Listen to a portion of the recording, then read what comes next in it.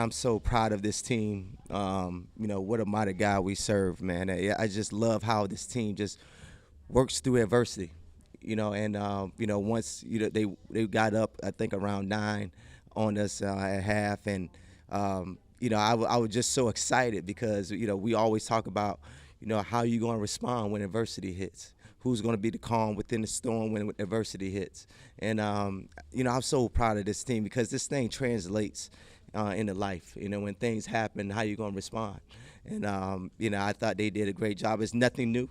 It's nothing new. I was just excited to see how they were going to execute the game plan when it happened. And again, it's I give so much credit to our assistant coaches. Starting with Coach Dalva with the defense, Coach Knocker with the offense, and even the special teams with Coach Kelleher and Coach O'Rourke, and then all the rest of the assistant coaches, position coaches, get our guys prepared, and our guys continue to hold the standard. So that's Keiser football. And I'm just blessed that I'm here to be a part of it again. And I just love our execution today. I always allowed our coordinators to do what they needed to do. My job has always to advise of what I see. Also with the players as well, making sure that they're executing and doing the details that we have set for the team. Obviously during the game, managing the game.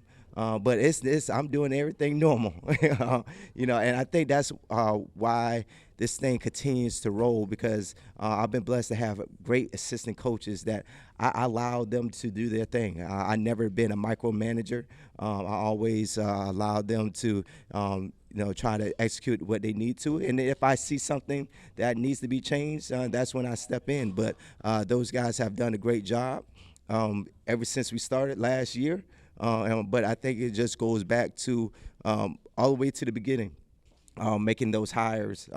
It's so excited for me. Everything is executed exactly how I want it to in terms of those guys making sure they have their respective side of the ball, and me making sure I'm always managing, making sure it looks exactly how I want it to, and and they've done a great job doing so. I literally walked in there, and I was telling them before halftime how we going to respond. How you going to respond to adversity. I told you this was going to happen. Who's going to be the calm within the storm. And as I'm going in there, Darrell Livingston, a guy that's very important to this team now, unfortunately is not able to play right now. But he started saying my message. And I was so happy and proud of that because that's what you want to see as a coach.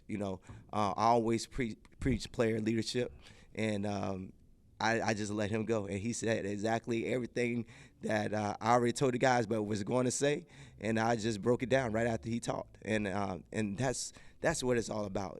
That's what you want from a program and a leader of a program of, like, at the end of the day, sit back and let the players lead, and I think we have done so, and it's not a coincidence, after all the things this group has gone through, that they just continue to keep fighting, and I'm just so excited. Again, like I said, once we went down, I just started smiling because I told anything worth obtainable, try to be obtainable and worthwhile of trying to win. It's going to come adversity. It's going to be tough. Nobody's just going to allow you to get something that everybody wants.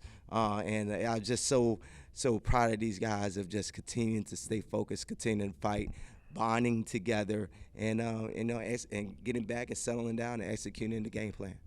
I think it was a mix of scheme and also I said to myself earlier in this week that I'm going to have to use my legs because they try to match everything. They man-matched everything, and they don't really have a man for me. So I knew I was going to have to use my legs. I didn't think I was going to have to use them that much. But whatever works, man, whatever gets the job done. I think they do a really good job on defense. I mean, I think they lead the NAIA in turnovers, and they do a really good job on defense trying to manipulate the quarterback and trying to force you into turnovers. So I just knew I needed to take care of the ball and to just be patient with it.